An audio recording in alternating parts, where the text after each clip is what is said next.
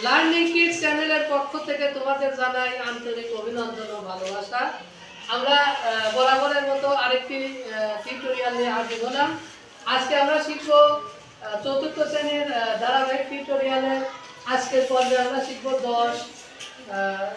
10.6 অনুশীলনী 2-এর পৃষ্ঠা 133-এর 1-এর ক্ষেত্রফল নির্ণয় করো। অঙ্কগুলো শিখব। ক্ষেত্রফল নির্ণয় করো 1 নম্বরে বলা আছে।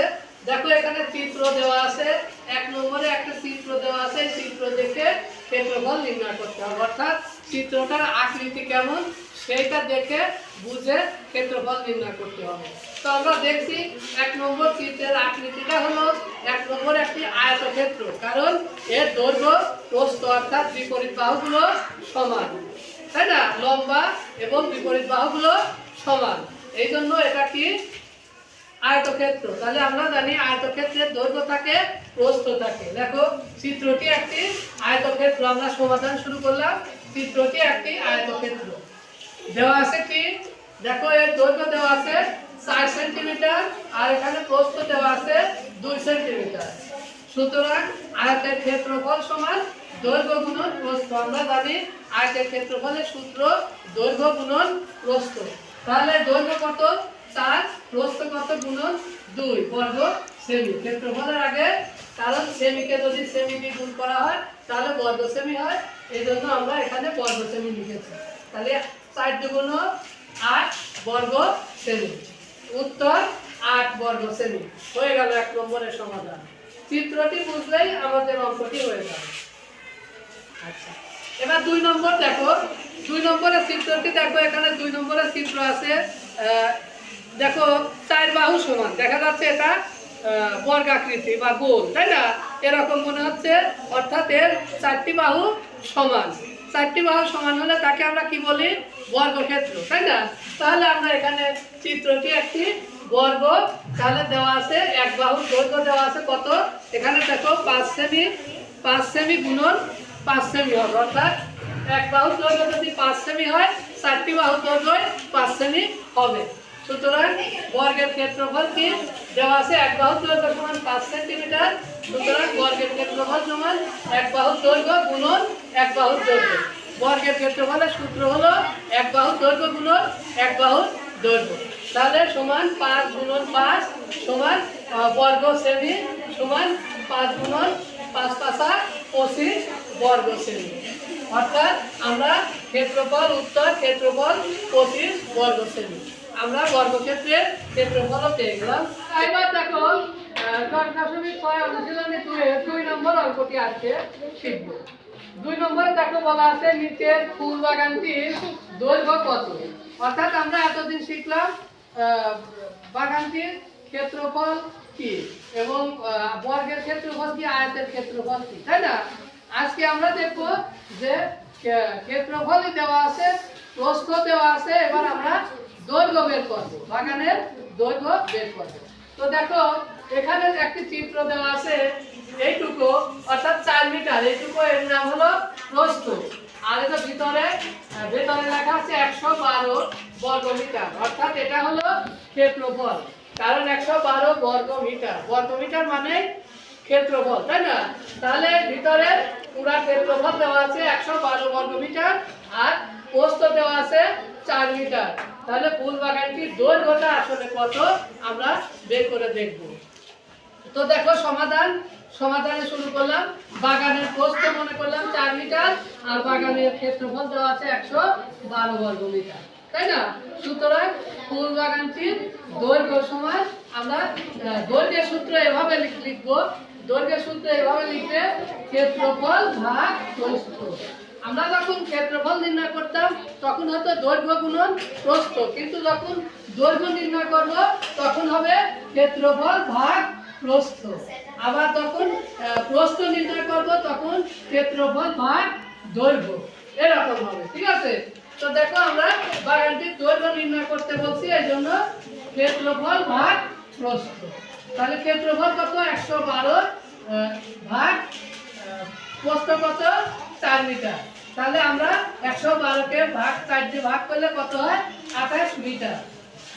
উত্তর দৈর্ঘ্য 28 মিটার। কিন্তু দেখো আমি এখানে রাগ করে দেখিয়েছি 4 দিয়ে 112কে কিভাবে ভাগ করা যায় সেটাও আমি দেখিয়েছি। 4 দিয়ে 11কে প্রথমে ভাগ করি, 2 দিয়ে যায়, 4 দুগুণ 8, 3 দিয়ে দিলে 3 4 12 বেশি হয়ে যায়, 11 থেকে বেশি হয়, এজন্য 2 দিয়ে ভাগ করতে হবে। তাহলে 2 দিয়ে ভাগ করলে 4 দুগুণ 8,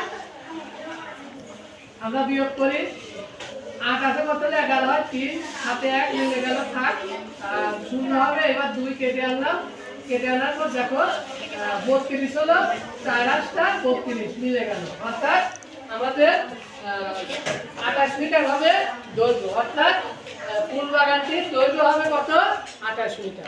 দেখো এই অনুশীলনী পৃষ্ঠা 133-এর 3 নম্বর অঙ্কগুলো আমরা সমাধান করব। 3-এ আছে ক্ষেত্রফল নির্ণয় করো।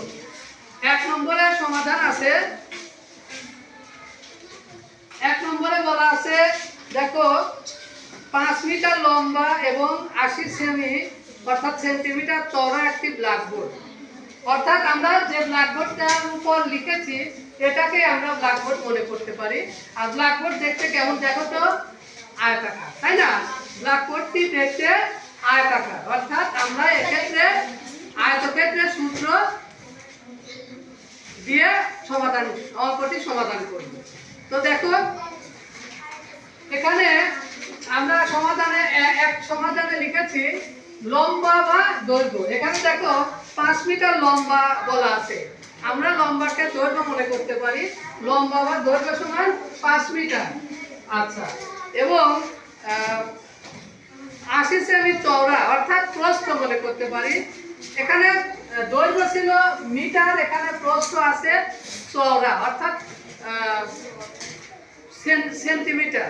তো আমরা দৈর্ঘ্য মিটার এবং প্রস্থ সেন্টিমিটার এরকম হলে তো আমরা সূত্র ফেলাইতে পারবো না, সেজন্য আমরা কি করব?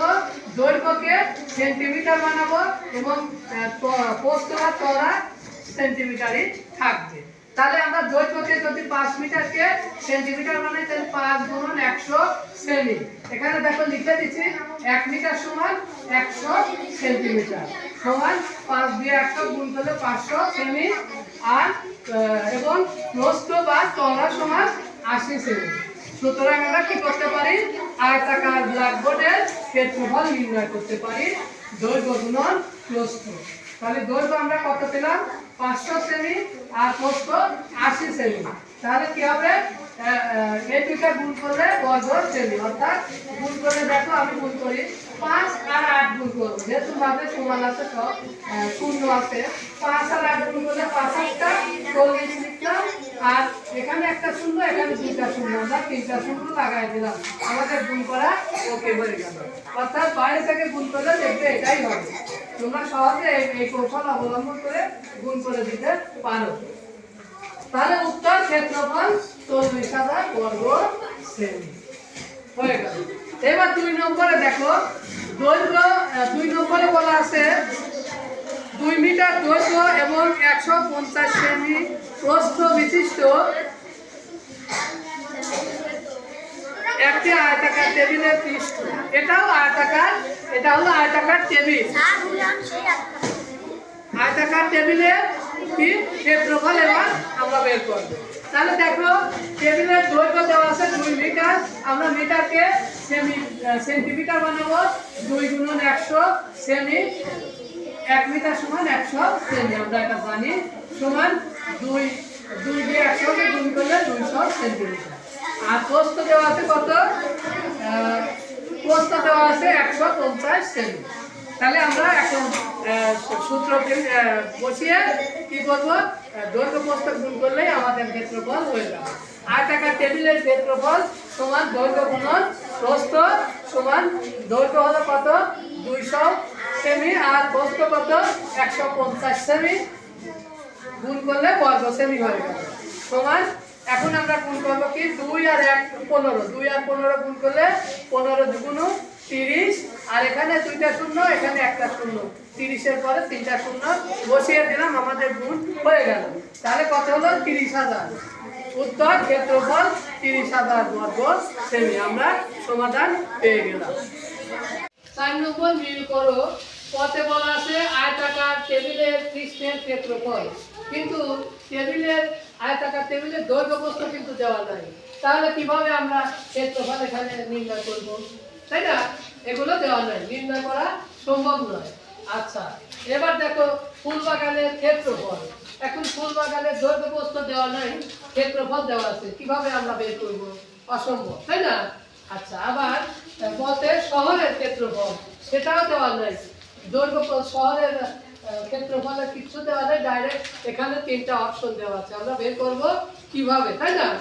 এটা বের করার একটাই উপায় হলো, আমরা নিয়ম অনুযায়ী জানি যে আয়তাকার টেবিল, অর্থাৎ 1 নম্বর হলো টেবিল, ছোট জিনিস, তাই না? আর 6 নম্বর হলো ফুল বাগান, বাগান একটু টেবিলের থেকে বড় জিনিস। আর শহরের ক্ষেত্রফল, অর্থাৎ শহর সবার থেকে বড় জিনিস। এখন কথা হলো, শহর যদি সবার থেকে বড় হয়, তাহলে এখানে দেখো 200 বর্গ কিলোমিটার, 2250 বর্গ সেমি আর 320 বর্গ মিটার।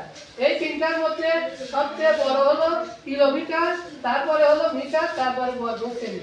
শহর যদি ওই তিনজনের মধ্যে সবার থেকে বড় হয়, তাহলে 200 বর্গ কিলোমিটার হবে শহরের সাথে মিল। অর্থাৎ শহরের ক্ষেত্রফল আর শহরের ক্ষেত্রফল এই 200 বর্গ কিলোমিটারের সাথে মিল হবে, কারণ শহরের ক্ষেত্রফলের একক সব থেকে বড় হবে। এইটুকু ভালো করলে আমরা এখানে মিলকরণ করতে পারবো। এবার দেখো ফুল বাগানের ক্ষেত্রফল। ফুল বাগানের ক্ষেত্রফল শহরের ক্ষেত্রফল থেকে একটু ছোট, কিন্তু টেবিলের থেকে বড়। তাহলে দেখি এখানে দেখো মিটার আছে, অর্থাৎ সেন্টিমিটার থেকে মিটার বড়। তাহলে ফুল বাগানের ক্ষেত্রফলের একক টেবিলের ক্ষেত্রফলের একক থেকে বড়, তাহলে 320 বর্গ মিটার। এটা আমরা ফুল বাগানের ক্ষেত্রফলের সাথে মিল করে দিতে পারি। ফুল বাগানের ক্ষেত্রফল এখান থেকে এটা। আচ্ছা, এইবার বাকি থাকলো কি আয়তাকার টেবিলের পৃষ্ঠের ক্ষেত্রফল, অর্থাৎ সবার থেকে ছোট একক কোনটা? এখানে সেমি। সেমি হলো সবার থেকে ছোট একক।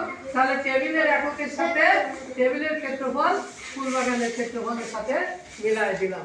ওকে, আমরা মিলকরণ শিখলাম। এই কায়দায় তোমরা মিলকরণ, এই 3টা মিলকরণ সমাধান করে নিতে পারবে। ওকে, ধন্যবাদ।